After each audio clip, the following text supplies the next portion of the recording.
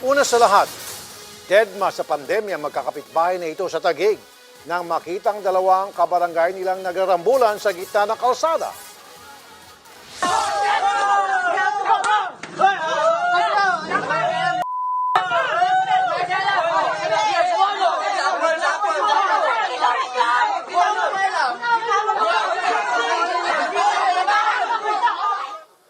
Ang nagsimula raw ng gulo, menor de edad pa lang.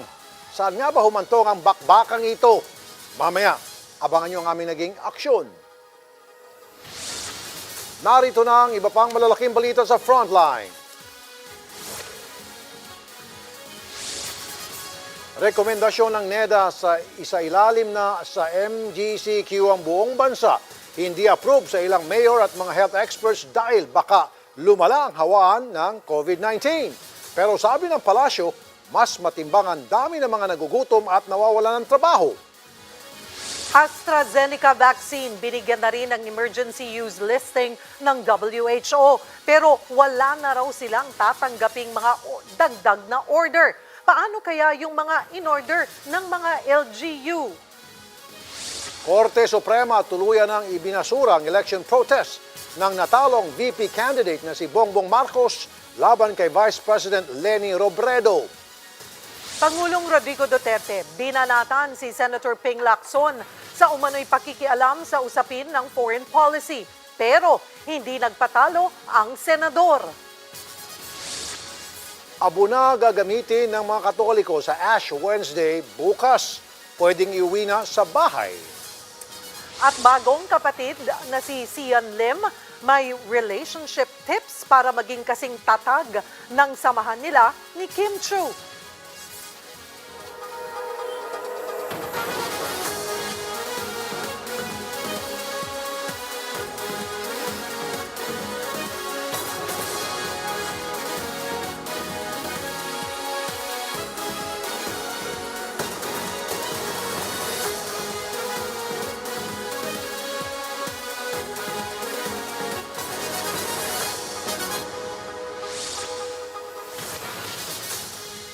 Mas suportado na Malacañang ang rekomendasyon ng economic managers ng pamahalaan na isailalim na sa MGCQ ang buong Pilipinas.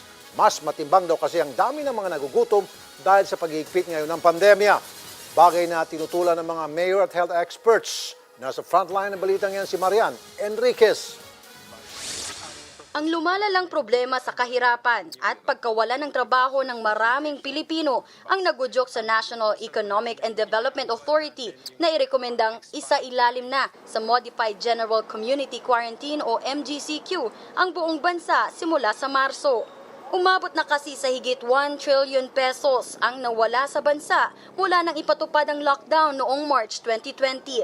Katumbas ito ng nasa 2.8 billion pesos na sahod o kita araw-araw na nawawala sa bansa.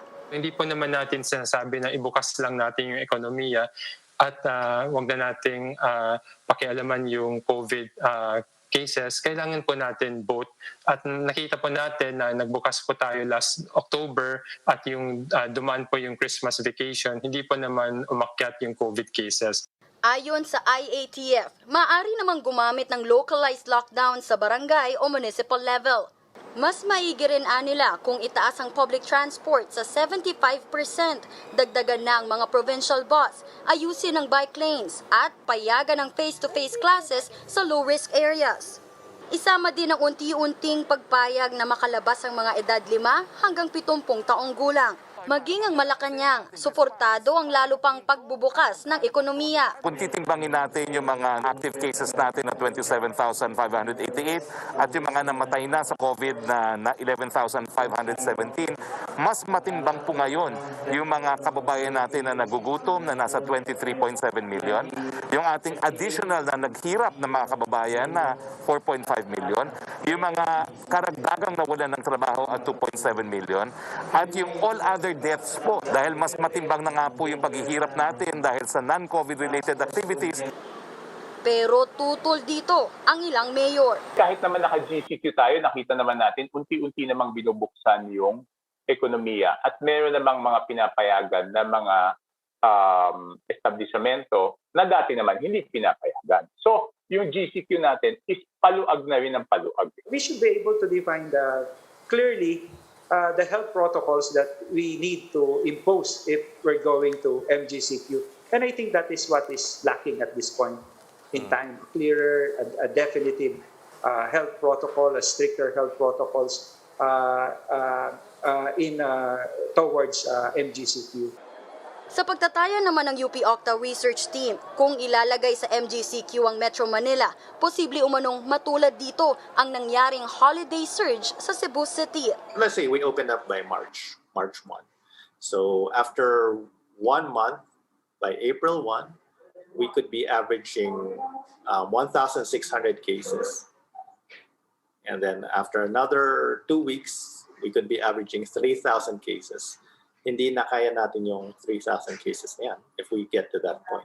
Kasi nung nag-ECQ tayo, na nag-MECQ tayo before, we were at 2,400 cases. Para naman sa Healthcare Professionals Alliance Against COVID-19 o HPAC na dati nang nanawagan ng time-out nang lumobo ang mga kaso noong nakaraang taon, maraming dapat ikonsidera ang gobyerno bago nila ipatupad ang panibagong pagluluwag.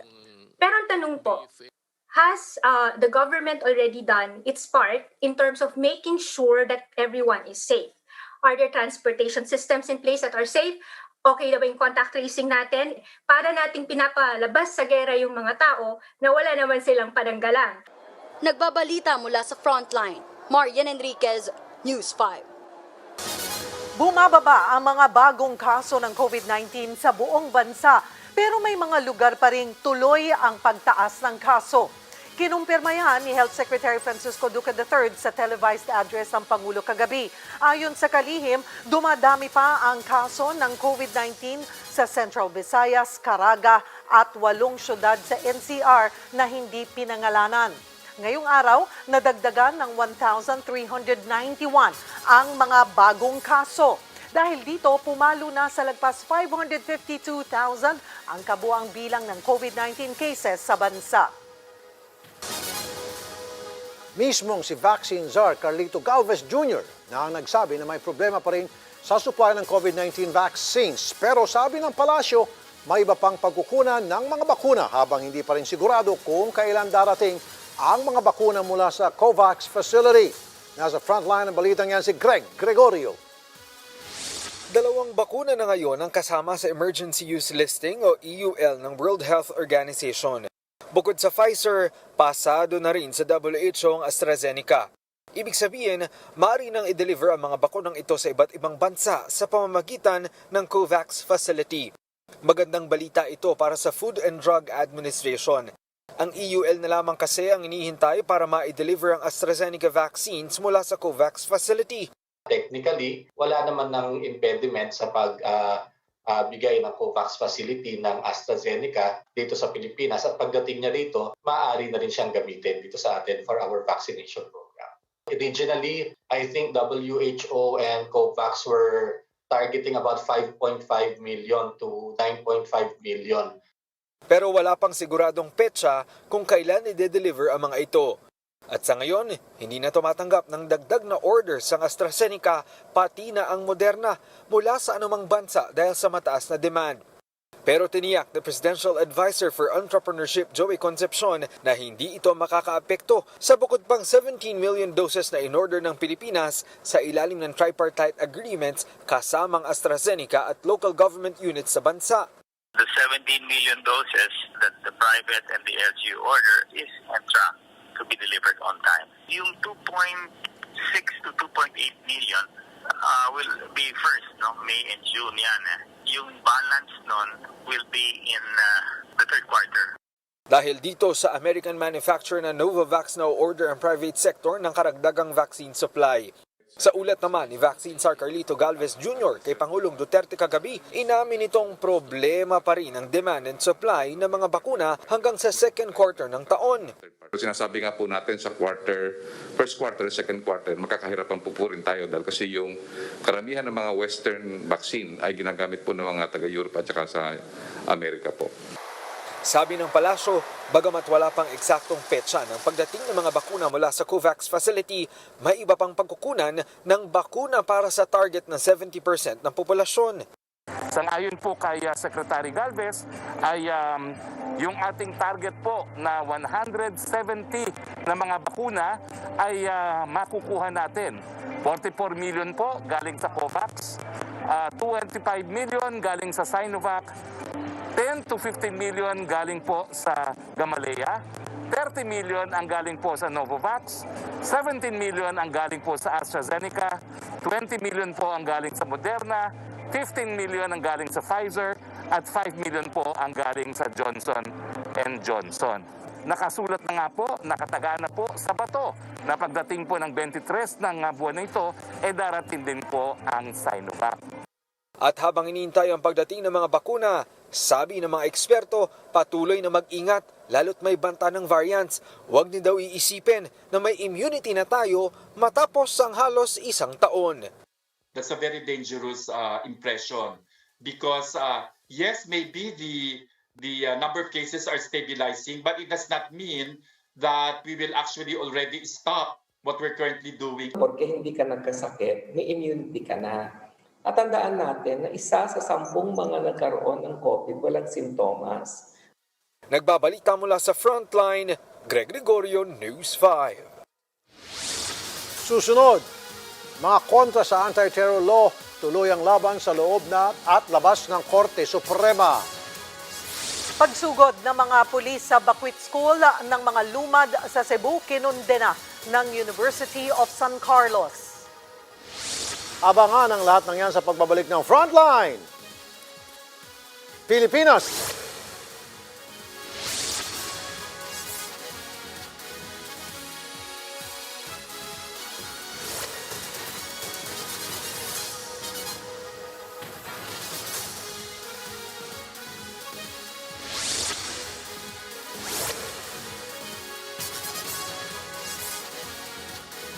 The game here is geopolitics. The theater is really geopolitics. So ako naman, I'm just hold on my salita ko, not really to seriously offend. But sinasabi ko sa kanila na hindi pwede ito. I would like to put on notice if there's an American agent here that from now on, you want the visiting forces agreement done? Well, you have to pay. It's a shared responsibility. But your share of responsibility does not come free. Because after all, when the war breaks out, we all pay. You, kami, we're nearest to the garrison. There were a lot of arsenals of the Chinese armed forces. Yun lang, kaya makita mo minsan suplado. Suplado talaga ako. When I deal with them, talagang nagiging suplado ako. Simply because of past and the pinaka-past. Until now, kung hindi mo makausap mong presidente. Dito ngayon I don't expect anything. It's different when it is the Republican and a Democrat. A Democrat, yung migration, they are allowing migration left and right. But that is their problem. Ang Amerika naman is war hawks talaga sila. But at least, inaano tayo. Nilalagay lang sa back burner yung mga samaan ng loob. So when the opportunity came and I talked to President Trump, sabi ko talaga sa kanya, we're hoping for that, we've been promised. Until now, it's still kaput. And I hope that the Americans would take notice of that. That their nearest possible inconvenient outpost would really be the Philippines, the eastern side, and Palawan. Kaya tandaan nila yan. I hope they would understand that we are nearest to a theater of war. Ang banatan dyan, it would be submarines and aircraft carriers and all. Madadamay talaga tayo. I do not want to participate in any adventure of that kind if I can help it. I am not against the Chinese, neither am I hindi ako pro-American. I am just a Filipino government worker working for the interest of my country. Nung pumunta ako ng just give me about a little, nung pumunta ako ng Hulo, nung namatay needlessly, useless yung kamatayan ng binumba. Suma talaga ang loob ko. Nakita ko yung kalahating katawan ng sundalo. So, sabi ko kay Bongbong, punta tayo. Sabi niya, delikado naman yun. Panahon na natin. Pati tayo, doon tayo matatapos. Di doon. That's about the journey of life. Punta ako. But, totohanan yan, it might really have looked corny. Hilas sa Bisaya. Corny yan sa corny of hilas. But I did it purposely to honor. Ang sabi. Senator Ping Lacson nakatikim ng manghang na salita kay Pangulong Duterte. Pero may buwelta agad ang senador. At pagpasok ng mga pulis sa University of San Carlos para i-rescue raw ang mga batang lumad, wala raw paalam.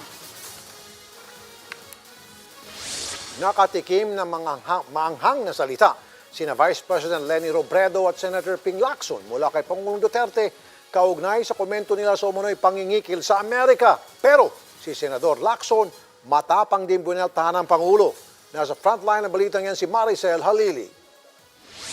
Kaya ikaw, ma'am, I'm sorry to say, you are not really qualified to run for president. You do not know your role in this government. Iyan ang buwelta ni Pangulong Rodrigo Duterte matapos questionin ni Vice President Leni Robredo ang pahayag niya na dapat bayaran ng Amerika ang Pilipinas kung gusto nilang ituloy ang Visiting Forces Agreement.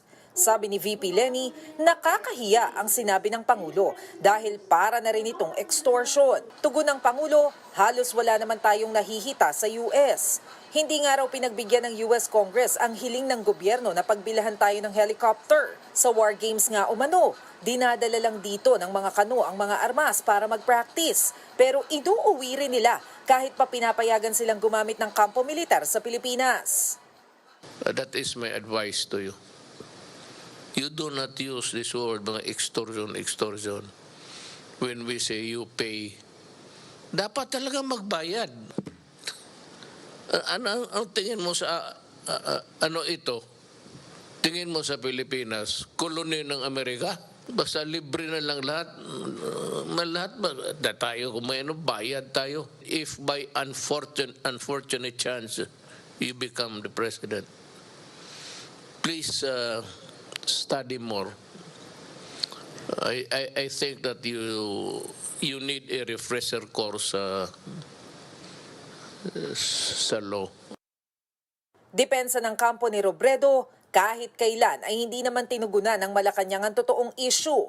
Wala rin naman ginawa ang administrasyon, kundi kutyain si VP Leni. Kahit malinaw naman na malaki rin ang naitulong nito, lalo na noong panahong usad pagong ang pagresponde sa COVID-19. Pagsalag naman agad ng tagapagsalita ng Pangulo, Hindi po pagkutsa yun. Yun po ay tunay na mga sagot kay VP Leni kasi mukhang kinakailangan talaga niya na refresher course.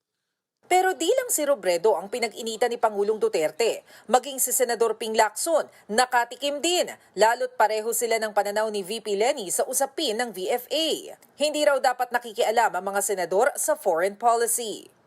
I can't forgive Lacson because he is not. na they should look at the Constitution. The Constitution of the Philippines provides that the foreign relations or foreign policy is vested in the President alone. Inalmahan naman ng ilang senador ang naging pahayag ni Pangulong Duterte. Sabi ni Senador Ping Lacson, mukhang si Pangulong Duterte ang kailangan mag-review ng konstitusyon dahil malinaw na nakasaad dito na hindi pwedeng maging epektibo ang isang international agreement kung walang approval ng mga mambabatas. Tinukoy ni Lacson ang Article 7 Section 21 na nagsasabing kailangan paboran ng 2/3 ng Senado ang isang treaty para magkabisa ito. Sabi naman ni Senate President Tito Soto kung ang bawat Pilipino ay may karapatang magsalita, lalo na ang mga senador sa usapin ng international agreement. Maging si Senador Kiko Pangilinan, bumanat din. Dapat umanong pagtuunan na lang ng pansin ng Malacañang ang problema sa COVID-19 at ang tumataas na presyo ng mga bilihin. Nagbabalita mula sa Frontline, Maricel Halili, News 5. Kinundina ng pamunuan ng University of San Carlos ang isinagawang raid kahapon ng Cebu City Police sa Bakwit School ng mga lumad.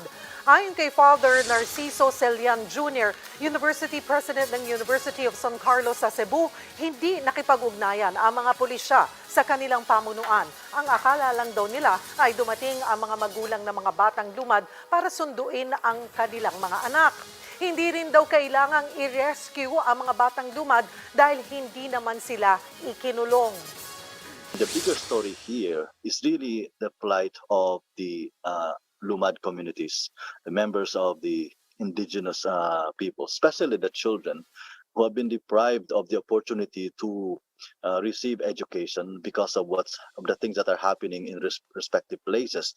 They are exposed to violence and wars and in conflict areas, and they are caught in between operations between the NPAs, communist guerrillas, and the military, and they are victims of these circumstances. Matapos ang higit 4 na taon, nakapagbaba na ng desisyon ang Presidential Electoral Tribunal sa electoral protest ni Bongbong Marcos laban kay VP Robredo.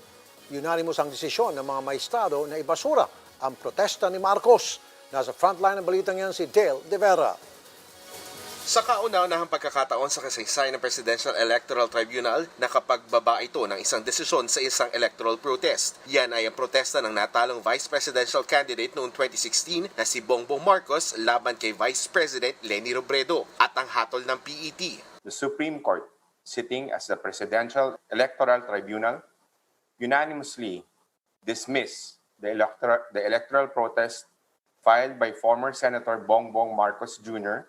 against Vice President Leni Robredo.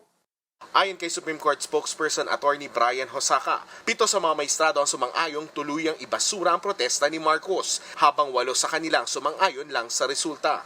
The deliberations of the tribunal is strictly confidential and it is privileged. So I can only provide you with the information which I said earlier. Pero ayon sa source ng News 5 sa PET, lumalabas na walang specific acts of electoral fraud na tinukoy ang kampo ni Marcos. Hindi rin daw sapat, walang bigat at paulit-ulit lang ang kanyang mga aligasyon, pero wala namang detalye ng oras, lugar o kung paano ginawa ang sinasabing irregularidad. Matatandaan sa bisperas ng oath-taking ni Robredo noong June 29, 2016, inihain ni Marcos ang kanyang electoral protest sa PET. 3 cause of action ang hinihingi ni Marcos sa tribunal. Una ay ang pagkwestiyon sa integridad sa 2016 elections dahil sa alegasyon ng dayaan at bawiin ang pagproklama kay Robredo bilang nanalong Vice President. Nagugat ito sa pagsisiwalat ng kampo ni Marcos, kaugnay ng nabagong hashcode sa transparency server ng COMELEC. Kinwestiyon ni Marcos ang biglang paghabol ni Robredo sa bilangan at kalaunay tuluyan ng lumamang hanggang sa matapos ang bilangan. Pero kalaunan ay klinaro ng COMELEC na cosmetic change lang ang binagong hashcode para lumabas ang letrang N. Makalipas ang higit 1 taon, unang ibinasura ng PET ang mosyon ni Marcos para sa first cause of action. Kahit naman daw kasi katigan ito ng tribunal, hindi naman daw ito agad agad nangangahulugang nanalo si Marcos sa eleksyon, bagay na mapapatunayan lang sa recount na siyang nasa second cause of action ni Marcos ang magsagawa ng manual recount sa higit 36,000 na presinto mula sa 27 probinsya at lungsod na aniya ay nagkaroon ng dayaan. April 2, 2018 ang formal nang simulan ang recount, pero imbes na sa lahat ng mga presintong nabanggit ay isinagawa muna ito sa 3 pilot provinces. Mismong si Marcos ang tumukoy ng mga probinsyang pagdadausan ng pilot manual recount, ang Iloilo, Negros Oriental at Camarines Sur. Matapos ang bilangan sa mga nabanggit na probinsya, nadagdagan pa si Robredo ng higit 16,000 votes, habang higit 2,000 naman kay Marcos. At nung inihalo na sa national total, nadagdagan pa ng 15,000 ang lamang ni Robredo. Dito na iginit ng kampo ni Robredo na dapat ay ibasura na ng PET ang petisyon. Iginit nila ang Rule 65 ng Presidential Electoral Tribunal na nagsasabing posible nang mabasura ang isang electoral protest kung sa bilangan pa lang sa 3 pilot provinces ay walang nakuhang substantial recovery si Marcos. Bagay na nakasaad din bilang isa sa mga basihan ng PET sa tuluyang pagbasura sa protesta ngayong araw. Ito din ang naging mitsa ng paglipat kay Supreme Court Associate Justice Marvic Leonen bilang lead mula kay Associate Justice Benjamin Caguioa, hanggang sa nakwestiyon ang paghawak ni Leonen sa protesta na nauwi sa paghahain ng motion ni Marcos at maging ni Solicitor General Jose Calida para mag-inhibit si Leonen. Ang dahilan, ang pagiging bias daw ng lead magistrate laban sa mga Marcos. Sa kabila nito, inilalaban pa sana ni Marcos ang ikatlo niyang cause of action na ipawalang bisa ang resulta ng botohan sa Lanao del Sur, Basilan at Maguindanao at imbestigahan ang umano'y dayaan doon. Bagay na tinuldukan na ng Korte Suprema ngayong araw. Wala na raw basihan para ituloy ang third cause of action dahil natalo na si Marcos sa ikalawa. Nagbabalita mula sa Frontline, Dale De Vera, News 5. Iginiit ng kampo ni Bongbong Marcos na hindi pa nila natatanggap ang kopya ng desisyon ng PET. Sa panayam ng One News Now, sinabi ng abogado niyang si Attorney Vic Rodriguez na hinihintay muna nila ang opisyal na desisyon ng tribunal bago gumawa ng anumang hakbang. Dahil kung sila raw ang tatanungin, hindi pa tapos ang pagresolba sa kanilang mga mosyon. As far as we're concerned, what we have pending before the tribunal, the Presidential Electoral Tribunal, are our 2 courses of action. So which one is or was dismissed? Is it one or the other or both? So we have to wait. Wala pang tugon ang kampo ng Vice Presidente, pero para kay Senator Kiko Pangilinan na Pangulo ng Liberal Party, sana raw ay matagal na itong nadesisyonan, lalo't sa simulat sa pool ay walang basihan daw ang mga paratang ng pandaraya noong eleksyon laban kay Robredo. Pero ang kilalang taga-suporta ni Marcos na si Attorney Larry Gadon, diskumpiyado sa desisyon.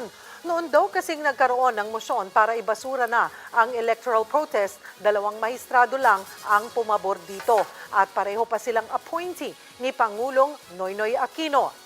Kaya malinaw daw na may nangyari sa pagitan nito at ng binabang desisyon ngayong araw, bagay na anya ay mahirap paniwalaan. Susunod, rambol ng magkakapitbahay sa gitna ng kalsada. Saan nga ba nagsimula? Yan ang reklamo ng ating inaksyonan.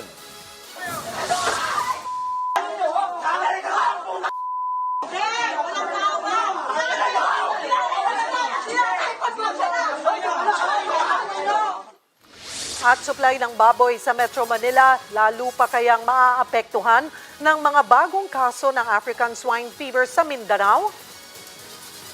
Yan at iba pa sa pagbabalik ng Frontline. Pilipinas.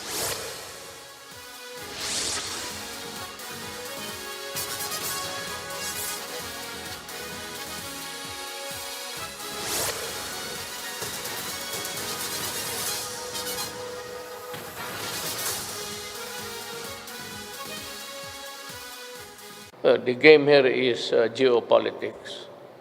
The theater is really geopolitics. So ako naman, I'm just hold on my salita ko, not really to seriously offend. But sinasabi ko sa kanila na hindi pwede ito. I would like to put on notice if there's an American agent here that from now on, You want the visiting forces agreement done? Well, you have to pay. It's a shared responsibility. But your share of responsibility does not come free. Because after all, when the war breaks out, we all pay. You, kami, were nearest to the garrison. There were a lot of arsenals of the Chinese armed forces. Yun lang, kaya makita mo minsan suplado talaga ako. When I deal with them, talagang nagiging suplado ako. Simply because of past and the pinaka-past. Until now, kung hindi mo makausap mong presidente, dito ngayon wala akong, I don't expect anything. It's different when it is the Republican and a Democrat. A Democrat, yung migration, they are allowing migration left and right. But that is their problem. Ang Amerika naman is war hawks talaga sila. But at least, inaano tayo. Nilalagay lang sa back burner yung mga samaan ng loob. So when the opportunity came and I talked to President Trump, sabi ko talaga sa kanya, we're hoping for that, we've been promised, and until now, it's still kaput. And I hope that the Americans would take notice of that. But their nearest possible inconvenient outpost would really be the Philippines, the eastern side, and Palawan. Kaya tandaan nila yan. I hope they would understand that we are nearest to a theater of war. Ang banatan dyan, it would be submarines and aircraft carriers and all. Madadamay talaga tayo. I do not want to participate in any adventure of that kind if I can help it. I am not against the Chinese, neither am I hindi ako pro-American. I am just a Filipino government worker working for the interest of my country. Nung pumunta ako ng just give me about a little. Nung pumunta ako ng Hulo, nung namatay needlessly, useless yung kamatayan ng binumba. Suma talaga ang loob ko. Nakita ko yung kalahating katawan ng sundalo. So sabi ko kay Bongbong, punta tayo. Sabi niya, delikado naman yun. Panahon na natin, pati tayo, doon tayo matatapos, di doon. That's about the journey of life. Punta ako. But totohanan yan, it might really have looked corny. Hilas sa Bisaya. Corny yan sa corny of hilas. But I did it purposely to honor. Magkakapitbahay sa Taguig, nagrayot sa gitna ng kalsada. Ano nga bang naging mitsa ng kanilang away?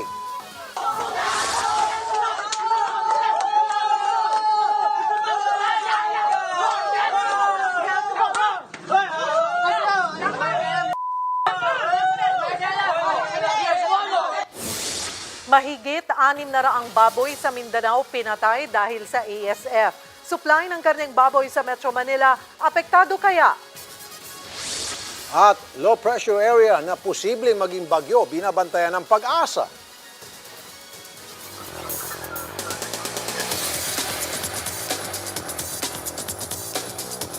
Babala, ang Tsismis ay nakamamatay. Yan ang muntik nang mapatunayan sa isang kasong inaksyonan ng inyong lingkod kanina. Ang nagpasiklab pa ng kaguluhan, isang minor de edad.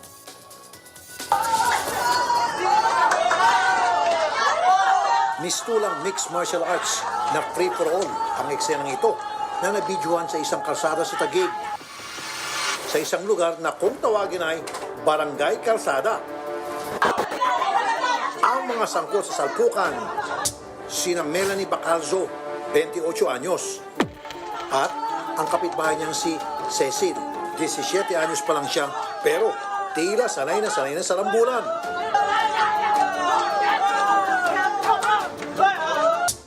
Dahil sa nangyari, tad-tad ng sugat sa buong katawan si Melanie. Kailangan din daw operahan ang nabali niyang braso. Ang hiningi po kasi sa akin ng doktor, 115K. Wow. Kwento ni Melanie sa Idol in Action, nagsimula lamang ang lahat ng dahil sa tsismis. May batang nagsabi daw po sa kanya na sinabihan ko daw po siya ng galgalin. Ano yung sabihin ng galgalin? Ito po, yung parang galisin po. Sabi ko, hindi ako nagsasalita ng ganun. Kung ano-ano po mga pinagsasabi niya sa akin, keso daw po ako, napakabaho ng ari mo, kung sino-sinong lalaki ang... Okay, sige po. Inakala raw ni Melanie na tapos na ang usapan. Subalit, tila naghanda pa raw ang dalagita sa mas dibdibang labanan. Yung unang sugod niya po sa akin, naka-sleeve po siya. Okay. Inabangan niya po yung pagbalik namin, naka-t-shirt na po siya. Lalo pang napuruan si Melanie dahil ang mga kapitbahay nila mistulang nanood lang ng perya at sinasaway ang mga gustong umawat. Yung mga gusto pong umawat, ayaw pong paawatin ng mga taong nakapalibot po sa amin. Parang ginawa kay mga manok na sasabungin. Opo, parang ganun po. Ulo ko, pinag-uumpog niya po dun sa bato. Yung braso ko po, bali na po. Matapos ang insidente, ilang beses pa raw silang sinugod sa bahay ng tatay ni Cecil. Ba't nagagalit ka? Ba't nagagalit ka? Din. Tanga, lahi ka ng adik. Hindi na itanggi ni Cecil ang panunugod. Wala pa akong sinasabi sa kanya. Wala nga po. Pero nanindigan siya na chinitsismis daw siya ni Melanie. Kahit po, itanong po sa mga kapitbahay ko. Wala po silang marinig sa akin ng gano'n na salita ko. Maski mo nga pong tatay niya na sumusugod dito sa amin, talagang mga ganyan po talaga yung bibig nilang lahat. Habol lang naman daw ni Melanie ang may pagamot ang nabali niyang braso para makabalik siya sa kanyang hanapbuhay bilang isang manikurista. Ang problema, Sir, gustuhin ko lang sir masalo sir. Kasi wala talaga po kami pera sir. Wala pong trabaho po asawa ko. paano ito? Idol, may mga trabaho po yung mga yan. Yung asawa niya po, tricycle driver. Siya po, street sweeper po. Monthly po may sweldo yung mga yan. Tinutulungan po namin sila magbalakad po sa PCS po. Ngunit, hindi sang-ayon si Atty. Gary tungo ng AXIS party list. Nasa ganitong paraan, tutulong ang pamilya ni Cecil sa kanyang nagrabyado dahil pasok na sa age of criminal responsibility si Cecil. Inirekomenda ni Atty. Garrett na sampahan siya ng kasong serious physical injury na ang posibleng parusa, kulong na hindi bababa sa 4 na taon. Parang pinapasagot niya po sa gobyerno natin or sa ating lahat na taxpayer yung kasalanan niya po as a private person. Siya po ang nanugod, then it clearly shows na naiintindihan niya ang kanyang ginagawa. Kasi ikaw susugod-sugod ka Doon ka na magpaliwanag sa piskal.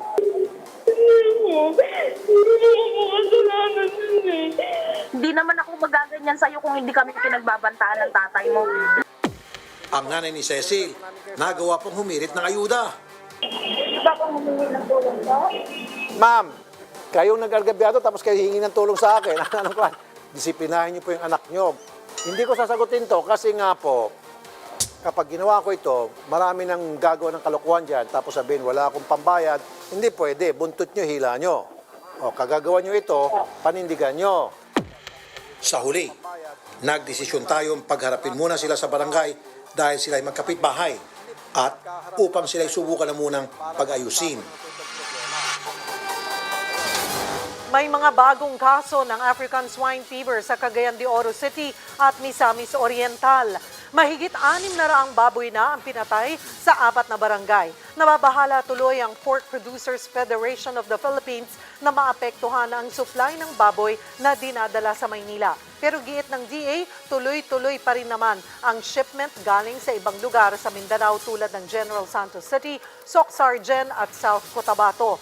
Nakikipag-ugnayan na rin ang Agriculture Department sa kanilang counterpart sa Amerika at Vietnam para makakuha ng bakuna kontra ASF.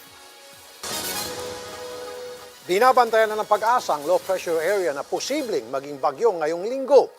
Nasa labas na ng Philippine Area of Responsibility ang LPA. Huli itong namataan sa layo 1,530 kilometers silangan ng Hinatuan, Surigao del Sur. Ngayong gabi o bukas ng umaga ito tinatayang papasok ng PAR. Magtutuloy-tuloy itong gumalaw, pakanluran at magdadala ng mga pag-ulan sa Eastern Visayas at Mindanao sa mga susunod na araw. Hindi rin naalis ng Weather Bureau ang posibilidad na tuluyan itong maging bagyo sa loob ng 3 araw.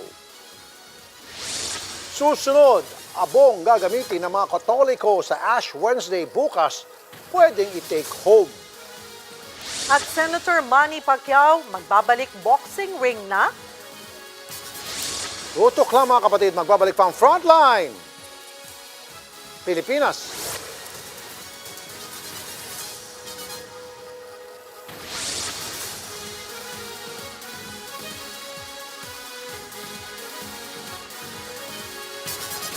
Originally, my order was to have the vaccination taking place in sa mga istasyon sa police, tapos sa mga military installations in the far-flung areas. In the far-flung areas, if there is no suitable venue, then the military camps would suffice. But dito sa urban areas, ganito kasi may ako na sa police station or military installation.